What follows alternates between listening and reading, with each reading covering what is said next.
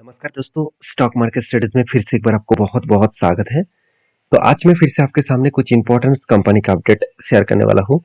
तो वीडियो को पूरा लास्ट तक देखिएगा और अभी तक अपने चैनल को सब्सक्राइब नहीं किया तो जरूर कर लीजिएगा। कंटिन्यूसली इन्फॉर्मेशन और अपडेट्स इसी चैनल के माध्यम से आपको मिलते रहेंगे। तो सबसे पहले मैं बात करूंगा 5 पैसे कैपिटल्स के ऊपर। तो 5 पैसे कैपिटल्स के ऊपर टेक्निकली जो चार्ट पैटर्न बना है वो दो तरीके से बना है। तो दो तरीके से मैं किसके ऊपर ट्रेड लिया, किस बेसिस में लिया, वो मैं आपके साथ शेयर करूंगा। पहले देखिए, एक लंबा जर्नी के हिसाब से देखा है तो कंपनी का जो लाइफ टाइम हाई था उसी हाई से पहले एक रेंज था। उस रेंज के हिसाब से बात करो, यहाँ पे क्या बना, एक कप बना, उसके बाद एक क्या बना, हैंडल बना।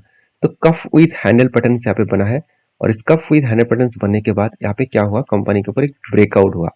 तो ब्रेकआउट भी हुआ, ब्रेकआउट कंफर्मेशन भी हुआ, तब मैंने एंट्री लिया और मेरा जो टारगेट था वो करीबन करीबन 813 रुपीज के आसपास मेरा टारगेट था। और हुआ क्या, टारगेट के नजदीक गया, उसके बाद कंपनी रिवर्स कर गया और कंपनी का जो टारगेट था वो करीबन 50% के आसपास। तो एक बहुत शानदार तरीके से टारगेट था और टारगेट होने से पहले ही रिवर्स कर गया। मुझे बहुत सारे दोस्तों ने यहाँ पे कमेंट्स किया कि सर आप प्रॉफिट यहाँ पे बुक कर चुके हैं। बिल्कुल नहीं, मुझे पता ही नहीं था कि यहाँ से इतना रिवर्स करेगा। क्योंकि जब मार्केट, अभी देखिए अभी जो इस सिचुएशन में है, क्या किसी को पता है वो ऊपर जाएगा कि नीचे आएगा? ऐसे बिल्कुल नहीं ना। तो उसी तरीके से जिस तरीके से वो भाग रहा था, मुझे लग रहा था वो इजीली टारगेट को अचीव करेगा। अगर आसपास भी तो गए तो मैं टारगेट बुक करूंगा, मगर बहुत पहले से ही, क्योंकि इसका टारगेट लेवल जो था 812 रुपीज के आसपास था और कंपनी जो जो हाई किए थे 756, मतलब अभी भी 60 रुपीज के आसपास, यहाँ पे अभी भी 60 पॉइंट्स के आसपास अभी भी टारगेट बाकी था। तो इसलिए मैं वेट कर रहा था और टारगेट पाने के लिए, तब से क्या हो गया, बिग फॉल हो गया। तो यहाँ पे क्वेश्चन आता है कि इतना बड़ा फॉल होने के बाद क्या मैं एग्जिट कर लूंगा? बिल्कुल नहीं, क्योंकि यहाँ पे दो तरीके से ट्रेड बना। पहली एक ट्रेड है, दूसरा ट्रेड क्या है, अगर ध्यान से देखेंगे तो यहाँ पे कंटिन्यूसली बाइंग ट्रेड बना, मतलब एक रेंज बना। अगर इस रेंज को देखेंगे तो 27% का एक बाइंग रेंज बना। मैं थोड़ा सा और भी जूम कर देता हूँ, आप देख सकते हैं यहाँ पे क्या बना, कंटिन्यूसली एक बाइंग कैंडल का रेंज बना, एक ब्रांच बना। तो इस ब्रांच के अंदर आप देखेंगे तो 27% का एक एंट्री लेवल मिला। मुझे चाहिए था तो 20%, तो उससे भी ज्यादा मिल चुके हैं। तो 20% से ज्यादा यहाँ पे जब रेंज बना, तब मैंने नोटिस किया कि इस नीचे लेवल को वो रिटेस्ट किया। क्या इस नीचे लेवल को रिटेस्ट किया? क्या इस पैटर्न के हिसाब से काम मैं कर रहा हूँ? बिल्कुल नहीं, इस पैटर्न के हिसाब से काम नहीं कर रहा हूँ। अगर पहले मुझे इस तरीके से कप विद हैंड पैटर्न्स ना भी मिलता, अगर इस तरीके से पैटर्न्स ना भी मिलता, तो इस जगह पे जब भी इस लेवल को वो टच किया तब मैं एंट्री नहीं लेता, क्योंकि इसका रूल्स के हिसाब से नीचे लेवल को जब, इस नीचे लेवल को जब टच करेंगे तब एंट्री बनेगा और इस ऊपर लेवल को जब टच करेंगे तब टारगेट बनेगा। मगर यहाँ पे इस तरीके से एंट्री में इसीलिए नहीं लूंगा, क्योंकि इस पैटर्न्स के हिसाब से एंट्री में इसीलिए नहीं लूंगा क्योंकि कंपनी का मार्केट कैप कितना है, 1500 करोड़।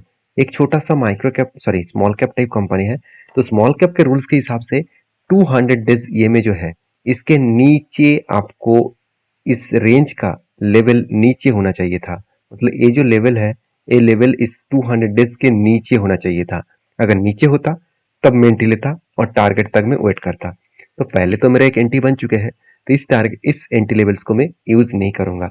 तो जिस तरीके से फॉलिंग सिचुएशन देखने को मिले, 200 डेज ईएमए को वो रिटेस्ट कर रहा है, तो देखिए मार्केट के ऊपर डिपेंड करके इस कंपनी का परफॉर्मेंस दिखेगा। क्योंकि मैं पहले ही बोल चुका हूँ कि जब मार्केट गिरावट के माहौल में रहेगा तो सबसे ज्यादा फॉल आपको small cap mid cap type में देखने को मिलेगा। तो मैं ऑब्वियसली कहूंगा, अगर मैं यहाँ पे एंट्री नहीं ले पाता तो मेरे पास एक फिर से अपॉर्चुनिटी बनता, तो मैं फिर से इस अपॉर्चुनिटी को जरूर डिसीजन वाइज मैं जरूर इसको कंटिन्यू करूंगा। तो आपकी क्या राय है, जरूर मुझे कमेंट्स करके बताना। नेक्स्ट जो कंपनी है इसके बारे में चर्चा करूँ, उसका नाम है सुजलॉन एनर्जी लिमिटेड। देखिए सुजलॉन के बारे में बात करूँ तो कंपनी इसके ऊपर टेक्निकली जो चार्ट पैटर्न बना, तो बहुत पहले से मेरा एक एंट्री है कफ विथ हैंडल पैटर्न्स का। तो दो बार हैंडल पैटर्न बना, फाइनली यहाँ पे ब्रेकआउट हुआ, ब्रेकआउट कंफर्मेशन हुआ और टारगेट के नजदीक में कंफर्मेशन हुआ, तो इसलिए मैंने एंट्री नहीं लिया। मैं इंतजार किया, अगर वापस आए तो मैं एंट्री लूंगा, तो वापस आया, इस लेवल में मैंने एंट्री लिया और एंट्री लेने के बाद देखिए कंपनी के ऊपर बिग फॉल हो गया। मैं पहले ही बोल चुका हूँ कि मार्केट नेगेटिव सेंटीमेंट में है, तो मार्केट गिरेगा तो बाकी कंपनीज का तो हालत तो बिगड़ जाएगा ही। तो इसके लिए देखिए कंपनी के ऊपर लगातार सेल ऑफ देखने को मिला है। तो कहाँ तक वो आने का चांसेस है? अगर मैं इस लेवल को मार्किंग करूँ तो एटलीस्ट 33.85 ये जो इसका लेवल है, स्ट्रांगली वो सपोर्ट लेवल है। इस सपोर्ट लेवल तक आने का वो कोशिश करेंगे, क्योंकि जिस तरीके से लोअर लो बनते बनते वो नीचे आ रहा है, तो वो इजीली इस लेवल तक आने का वो कोशिश करेंगे। बाकी आपके क्या इस कंपनी के ऊपर कुछ डिसीजन है, कहाँ पे अपने बाई करके रखे हैं, जरूर मुझे कमेंट्स करके बता सकते हैं। क्योंकि इस कंपनी की जो परफॉर्मेंस है उस हिसाब से बात करूँ तो कंपनी के परफॉर्मेंस में तो अभी कोई कमियां देखने को नहीं मिलेगा, क्योंकि सेल्स भी मेंटेन्स हो रहा है और कंपनी के एक्सपेंस भी कंट्रोल में रखे हैं, जिसके चलते नेट प्रॉफिट 78 करोड़ से बढ़ के 200 करोड़ हो चुके हैं। तो एक अलग लेवल का नेट प्रॉफिटेबिलिटी ग्रोथ आपको देखने को मिले। बाकी यहाँ पे कंपनीज के जो टेक्निकली चार्ट पैटर्न्स है उसके बारे में बात करूँ तो सॉरी, कंपनीज के ऊपर जो इन्वेस्टर है उसके बारे में बात करूँ तो देखिए, प्रोमोटर से लेकर एफएसडीएस पब्लिक के हिसाब से बात करूँ तो प्रोमोटर के पास से 13% होल्डिंग है। सबसे ज्यादा होल्डिंग किसके पास है? पब्लिक के पास। तो ये जो लगातार गिरावट का माहौल हो रहा है ना, वो इस पब्लिक के कारण, क्योंकि मार्केट में जब नेगेटिव सिचुएशन क्रिएट होता है तो सबसे पहले माल बेचकर कौन भाग जाता है? पब्लिक। क्योंकि इस पब्लिक ही इस कंपनी के ऊपर लगातार सेल ऑफ कर रहा है। देखिए, मैं आपको एक एक एक डेटा भी आपके साथ शेयर कर दे रहा हूँ, तो आपको और भी क्लियर हो जाएगा शेयर प्राइस ऑफ हिस्ट्री। तो इसको आप देखेंगे, आप सॉरी, चलो अभी देख लो कंपनी का डिलीवरी का परसेंटेज। देखिए, डिलीवरी का परसेंटेज जो देखा जा रहा है कि 100% इसका डिलीवरी का परसेंटेज देखने को मिला है। तो एक्चुअली कंपनी के ऊपर जो ब्लू कलर है वो एक्चुअली डिलीवरी का वॉल्यूम, देखिए वॉल्यूम देखिए, 100% आपको तो डिलीवरी तो देखने को मिला, तो एक्चुअली वॉल्यूम कितना हुआ? वॉल्यूम देखिए, जो ब्लू कलर आपको यहाँ पे देखने को मिला है, तो उस कलर के हिसाब से बात करूँ तो एकदम ना के बराबर वॉल्यूम है। इसका मतलब कंपनी के ऊपर जो ट्रेडिंग है वो बहुत ज्यादा हो रहा है। तो ट्रेड बहुत ज्यादा हो रहा है, तो डिलीवरी का परसेंटेज भी आपको ज्यादा देखने को मिलेगा। अगर पब्लिक के पास ज्यादा होल्डिंग्स है तो इसलिए वो एक करेक्शन मूड ज्यादा देखने को मिले। बाकी जब मार्केट रिकवरी करेगा तो इसका भी रिकवरी होने का चांसेस रहेगा। तो नेक्स्ट जो कंपनी है उसके बारे में चर्चा करें, उसका नाम है हैप्पीस माइंड टेक्नोलॉजीज।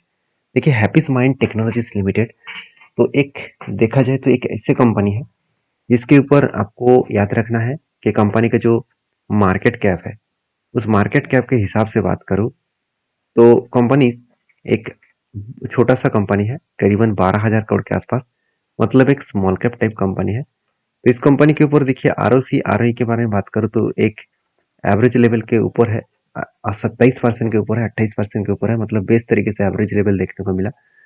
उसके साथ साथ कंपनी का इनकम भी अच्छा है और कंपनी का कर्जा भी कम है। कितना कम है, चलो मैं आपको यहाँ पे दिखा देता हूँ। आप यहाँ पे नोटिस करना कि कंपनी का जो कर्जा है वो पहले एकदम जीरो के आसपास था, आज कितना है? 500 550 करोड़ के आसपास। तो जो कर्जा कंपनी लिया, क्या वो कर्जे को वो खुद खुद के जेब से मिटा सकते हैं? तो उसके लिए कंपनी के जेब में कितना कैश है वो देखना चाहिए। देखिए, कैश कितना है? करीबन 1100 करोड़, मतलब इजीली वो कर्जे को मिटा सकते हैं, क्योंकि कंपनी के हाथ में अच्छा खासा कैश भी है और कंपनी का अच्छा खासा ट्रेड भी रिसीव हुआ। करीबन 200 करोड़ के आसपास कंपनी का ट्रेड यहाँ पे रिसीव हुआ। साथ ही साथ कंपनी के जो रिजर्व है वो भी 1300 करोड़ तक पहुंच चुके हैं। इतने सारे पॉइंट्स जब कोई किसी कंपनी के ऊपर पॉजिटिव देखने को मिले तो आपको उस कंपनी के ऊपर एक सियोरिटी मिल जाता है आगे बढ़ने का। बाकी देखेंगे तो कंपनी का सेल्स भी इस बार हाईएस्ट हुआ, उसके साथ साथ कंपनी का प्रॉफिट भी इस बार हाईएस्ट हुआ। तो जब सेल्स और प्रॉफिट हाईएस्ट होता है और उस टाइम अगर कोई कंपनी टॉप लेवल से अगर कोई कंपनी टॉप लेवल से अगर 50 से 60% गिर गए, तो सोचिएगा आपको एक बहुत बड़ा अपॉर्चुनिटी मिला है। तो 50% ऑलमोस्ट कैश हो चुके हैं, तो एक बिग अपॉर्चुनिटी कंपनी दे रहा है। फिर से कंपनी खड़ा होंगे तो आपको अच्छा खासा यहाँ पे ग्रोथ देखने को मिल जाएगा। बाकी देखिए, टेक्निकली बात करूँ तो कंपनी के ऊपर एक लेवल मेंशन हुआ था, कुछ इस तरीके से रेंज बना था बाइंग का। तो यहाँ पे जब एंट्री बना और उसके बाद यहाँ तक टारगेट था, तो टारगेट इजीली अचीव कर चुके हैं। तो बहुत सारे दोस्तों ने ये भी कमेंट किया, सर नेक्स्ट टाइम फिर से एंट्री टच किया, क्या इस जगह पे आप एंट्री लेने वाले हैं? बिल्कुल नहीं, मैं पहले ही बोल चुका हूँ, फर्स्ट टाइम कोई भी टारगेट अगर बन जाते हैं, सेकंड टाइम एंट्री में कभी नहीं लेता। अभी देखिए, जिस तरीके से सेलिंग प्रेशर है, मुझे लग रहा है और भी ज्यादा गिरावट का माहौल देखने को मिल सकता है। बाकी आपके क्या ओपिनियन है, जरूर मुझे कमेंट्स करना। वीडियो अच्छा लगे तो प्लीज लाइक करना। Thank you.